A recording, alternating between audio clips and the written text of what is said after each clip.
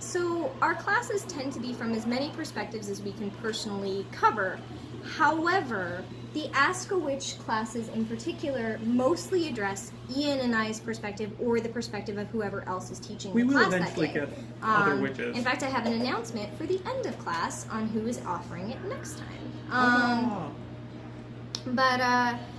That means that these classes tend to be more limited in perspective because you're asking us rather than asking for an education on as many perspectives as possible. Don't get me wrong, I definitely maintain, between 2 and 5 contradictory perspectives on any given thing at any given time. I almost said that was healthy, and then was like, wait a second, most people would not consider that healthy. That my might brain be is an interesting thing. place. But that's not the same as all of them. Right. I certainly don't know everything. I certainly can't teach from every perspective, but I do try and present most of our classes from as many different points of view as possible.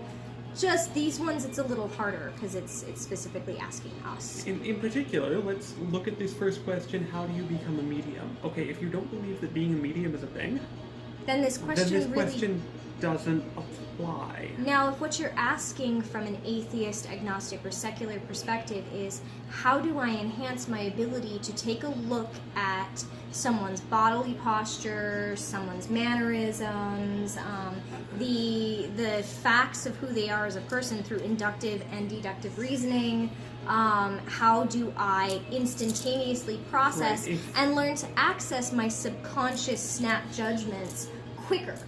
Well, then absolutely. That is a totally different class. Yeah, but if that's what you mean when you ask me, how do I become a medium? Okay, but that's not what most people mean. Most people mean, how can I start channeling spirits? How can I start? Yeah. Now, before I get into this, I want to talk about the question straight up, the how do I become a medium? Because a medium varies in definition. Originally, it meant someone who perceived beyond what everyone else perceived, which could be clairaudience, it could be clairvoyance, it could be necromanteria. Now it's come to mean someone who literally is what the thing speaks through. Yeah. And I mean, it always kind of meant that because you were supposed to be the one who translated that and relayed that information. Now it tends to mean voluntary possession. Slash channeling? Yeah, slash channeling. Yeah. Channeling and mediumship aren't quite the same thing. But because I think most people meant channeling, I'll go ahead and answer kind of both. Answer the question that we think was meant, as well as the question that was specifically asked. Right. So, how do you become a medium? Well, according to some of my teachers, you absolutely have to be born with it, and according to some of my teachers, everybody's born with it, and you have to relearn how to use it after everyone convinces you to stop. And according to some of my teachers, everyone is born with it, and it's a muscle, and you just have to work it out and practice at it. I'm gonna break that down. My personal experience is closest to number 3. I had instructors who insisted that a certain percentage of persons are born with special abilities. Was it about 20%? It was about 20%, thank you.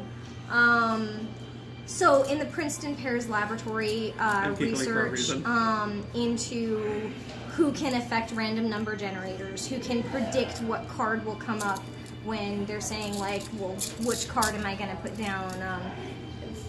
Who can influence the mind lamps, the ones that change color if you project hard enough at them. It's about 20% of the population. And they said that it ran in families. That's what they found, was that some families could together influence a random number generator, and then individually everyone could influence the random number generator, but that other families, no one in the family could. So from an independent study, yes, it runs in families, it's 20% of the population. I just don't agree. I think that 20% of the population is more open to the possibility.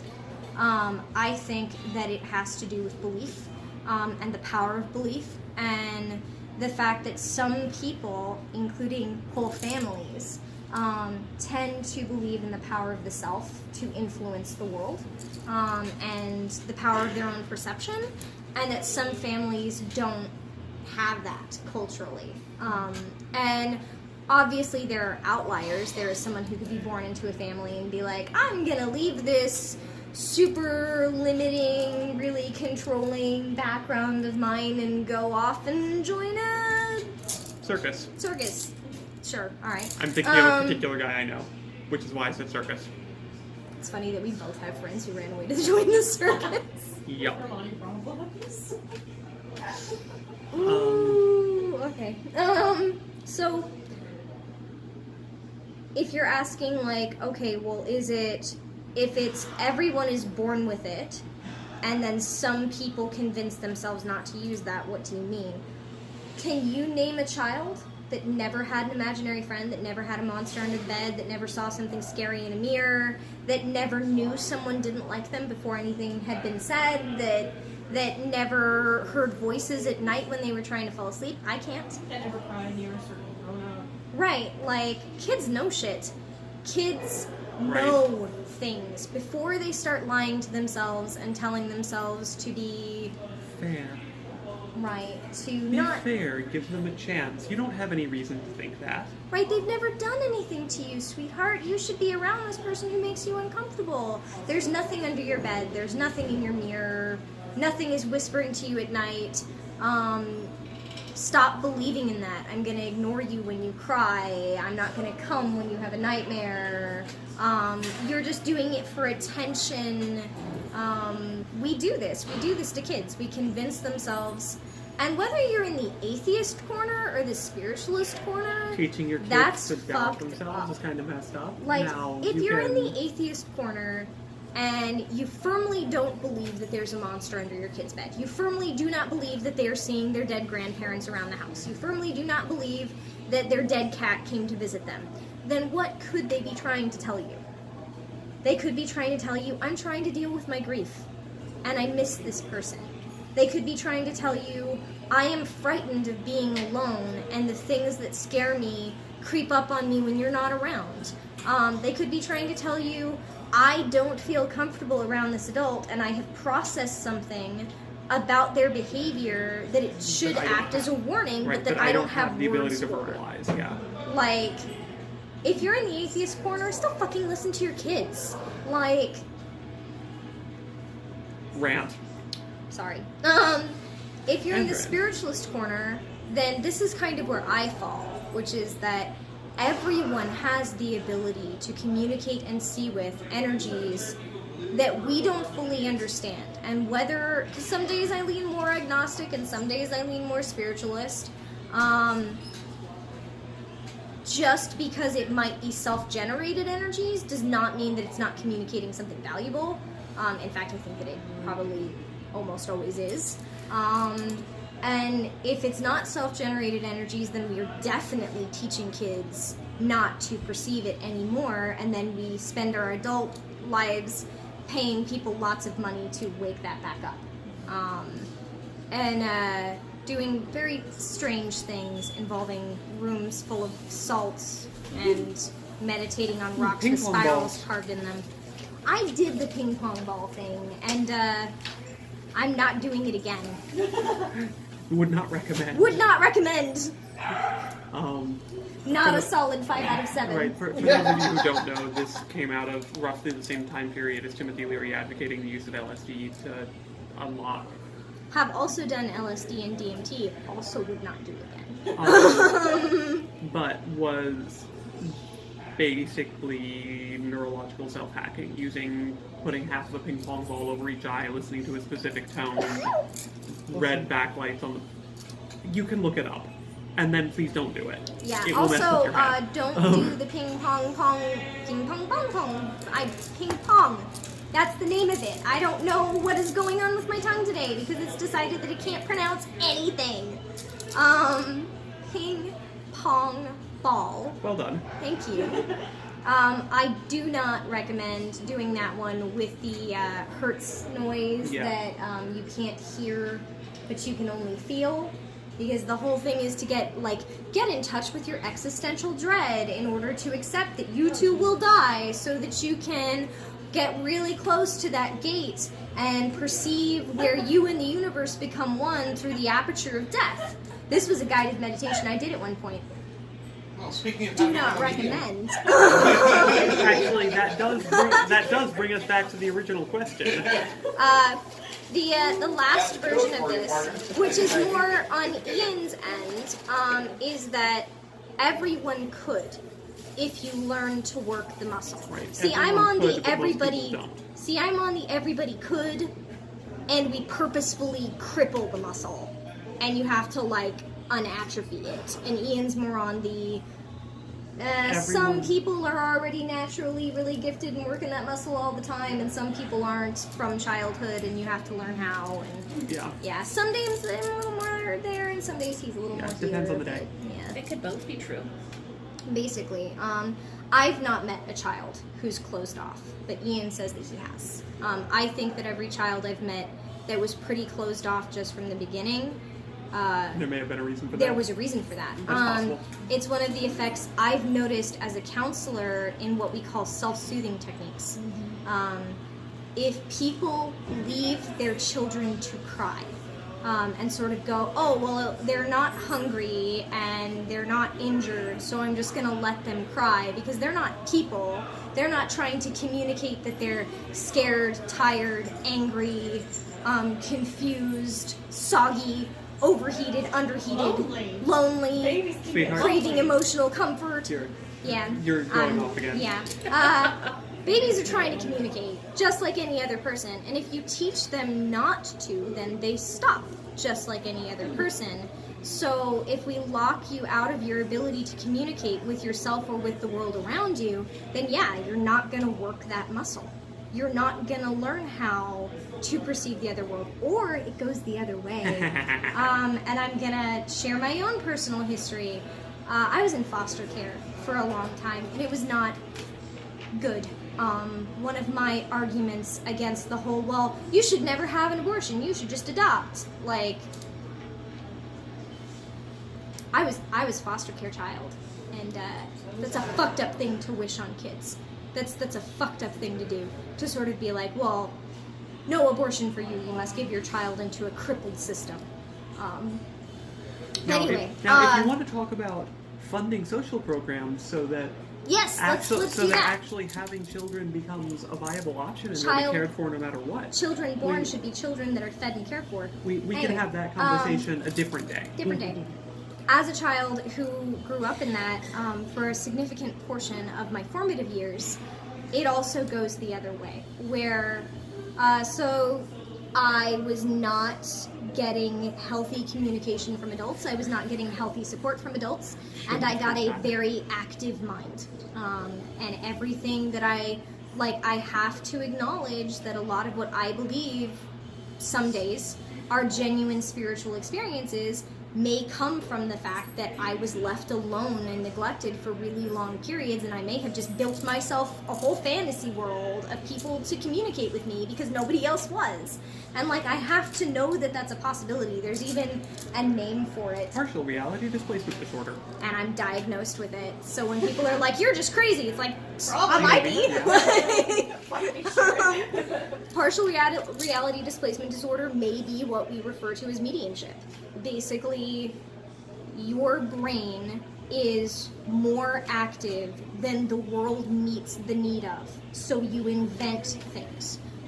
You want companionship, so you invent companions. You want information, so you invent the means by which you get information. You want... Now, I will say, weirdly, you would think that if you were just inventing means to get information and then feeding it to yourself, it would be sort of a random batch of whatever. It ends up being correct a surprisingly high percentage of the time. And there's theories as to why, whether you're in the super atheist corner where it's like, well, what you're really processing is your subconscious understanding of your environment and everybody's body language and everybody's movements, and you're putting that information together with stuff that you've read that you're not even aware you read, or a movie or a snatch of the radio, and you're coming up with accurate summations because the human brain is amazing. Cool, why don't we want to do that? Like, if that's what's happening, why wouldn't you want to hone it? Why wouldn't you want to turn that into something that served you? And I mean, if your personal answer is because it makes me feel crazy and I don't like it, then cool, friend, don't do it. But, Because it's be overwhelming. yeah, definitely overwhelming. If you're in the sort of, like, the halfway point between the spiritualists and the atheists, where it's like, okay, I'm processing something. I'm processing the collective unconscious. I'm processing the energy of a room, the bioelectric energy, and I can hone that. Cool, that also works. If you're firmly in the spiritualist community, I was really lonely and I summoned myself some friends. I don't really care if I made them or not. Like, if I made them, then wow, good job, me. Like, I'm proud of myself. If I didn't make them, then thank you to whoever made it so that I could communicate with them. Now there's some things that I'm kind of like, I wish that had not come along for the ride, but and if I made them, then I have some concerns. So, this gets back to the question of How? So there's two answers to this, and I don't like either one. So one is just keep doing it from as many different cultural perspectives, as long as it's open to you and, you know, safe-ish. Essentially cycle through until you find something that clicks. There are some things you cannot do safely. So as one of my students says, be risk-aware. Like, I have a seizure condition. I cannot do psilocybin safely, so I did it safe-ish. Grave laying by yourself is never safe. No, but I did it. And I was risk-aware. I told my grandparent where I was going to be, when I was going to be, when I should be expected home. It's also illegal, so, like, keep that in mind. It's illegal in a public cemetery. If you have a private burial plot on your own land, you do what you want. Yeah, you know what, I'm not going to share that story. Join our Patreon, I'll make it an exclusive. Ha! Hey, you're getting the hang of this. You're getting the hang of this. Thank you. Don't forget to go back and look at your own notes so you know you Right. record that. Turn your personal traumas into money. Make people pay to learn about them. Where was I? I don't remember. You did number one, just Number do one it. is Just- basically cycle through options. Right, cycle through options till you find something that works for you. I don't like this because a lot of the options out there right now are ill-informed, predatory, Incredibly dangerous. incredibly dangerous, and will traumatize you on top of whatever trauma you got from being born in America. Not all And of our viewers are oftentimes, American. right, not all of our, born into this planet with other, Yes. like, people will look for the fact that you are seeking answers. They will keep an eye out for people who are seeking answers. And they will set up really well put together traps for people who are seeking answers. And they'll say, handy answers here in exchange for your free will, your servitude, your body, your... Everybody has a reason for wanting to help you. If they're not upfront with you about it, assume it's bad. Right. Yeah. I've said it before, I'll say it again.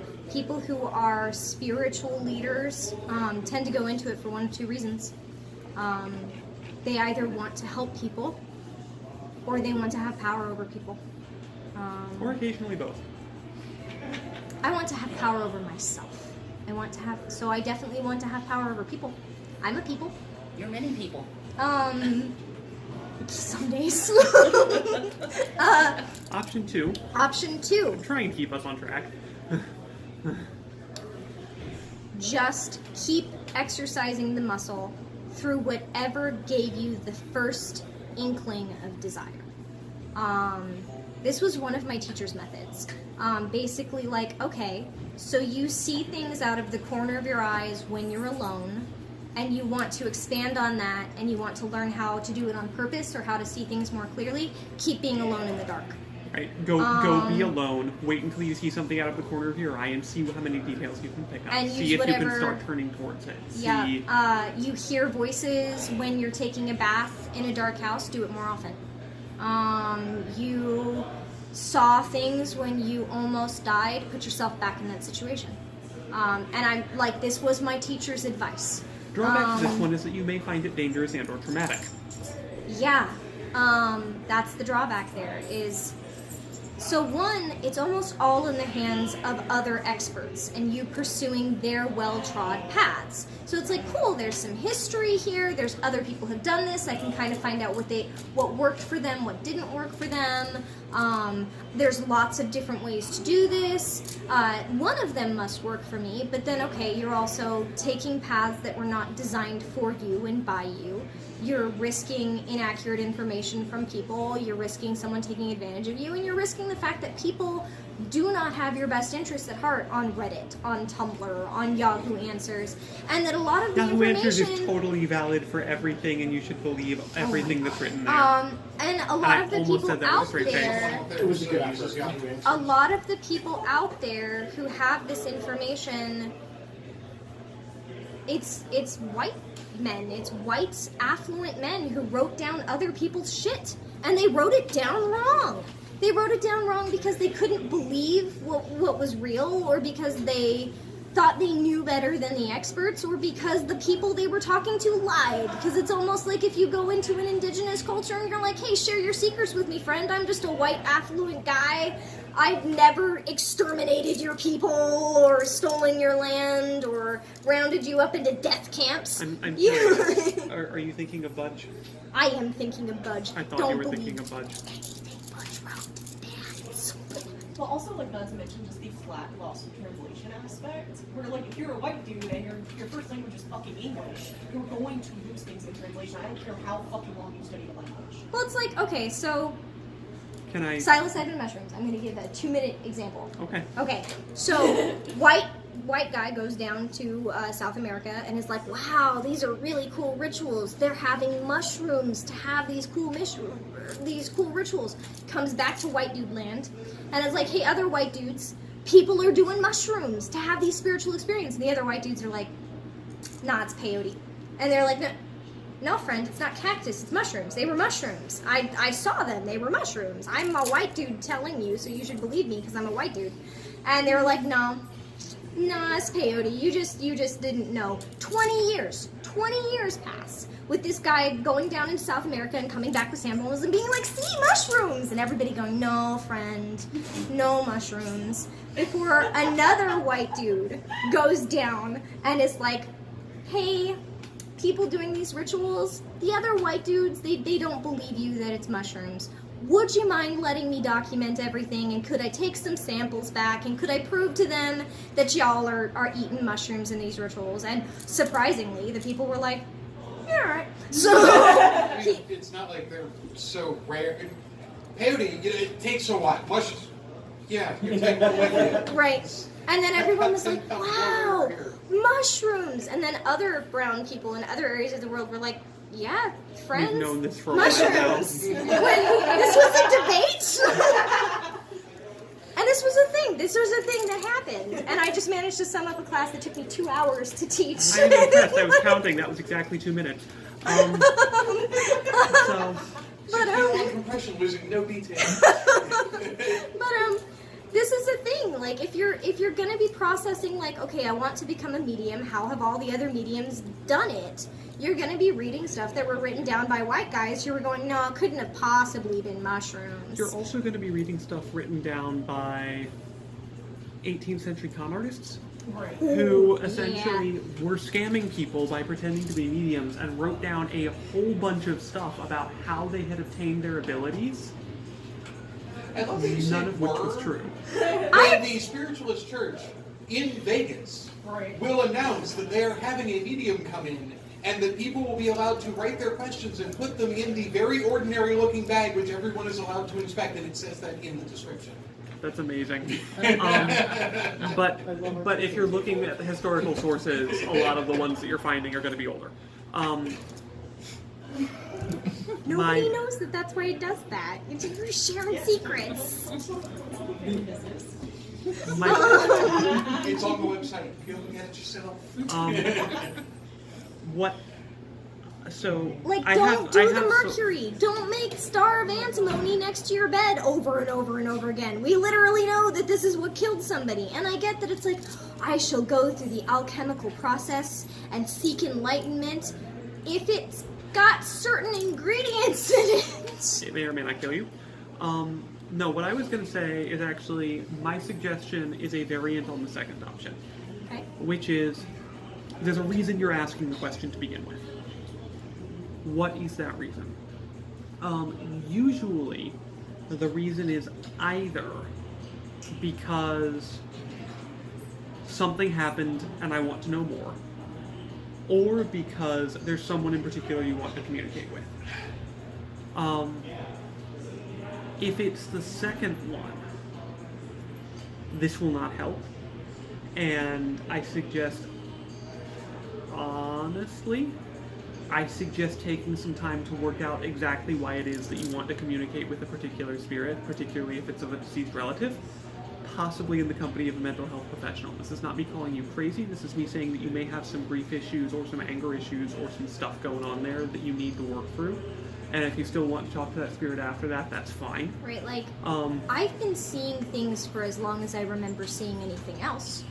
It took me a long time to understand that there was a difference. That the person standing at my bed and the person I went to get my eggs from in the morning were not equally present to everyone. It took me a while and a lot of therapists. And the thing about that is I also have a seizure condition. Like, I have a really pretty serious seizure condition, and one of the things that a seizure condition can do is make you see things that are not there. Like, so the question then becomes, did I gain the ability to see things other people cannot see, but which are there? Is that, like, are my seizures the price I'm paying for that? That is the comic book origin story answer. Right. For an excellent take on that, Hulu subscribers can watch Eli Stone. Oh, Eli Stone, okay. Good to If know. it's, like, I heard about that, actually. or am I seeing things that aren't there that is just my brain, would that have been communicated to me differently by my brain if my brain didn't have the seizures? Would it have told me that information without a person standing creepily at the end of my bed? So, if you're asking... So, I was going somewhere Okay, with go that. ahead. The thing is, I didn't say, let's just not go to doctors. I have these, and neither did my great-grandmother. My great-grandmother who raised me, who firmly believed in the magical world, who firmly believed in gods, demons, monsters, spirits, dragons. She firmly believed in dragons and claimed she had seen them. She believed in these things called ash dragons in particular, and claimed she'd seen them. And she still took me to a doctor. Like, I will say that she did the exorcism first, after I had my first really serious seizure in front of her, and then she took me to a doctor. No, the exorcism didn't work. Time to get that professional.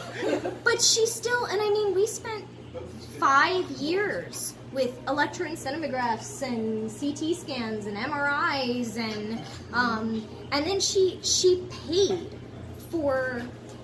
Do you know what a hyperbaric oxygenation for brain lesions is? Very expensive, very experimental. She paid $10,000 for me to have that done, and she paid it. And we had a conversation before we went in. She was like, do you understand that you may lose your abilities if we do this?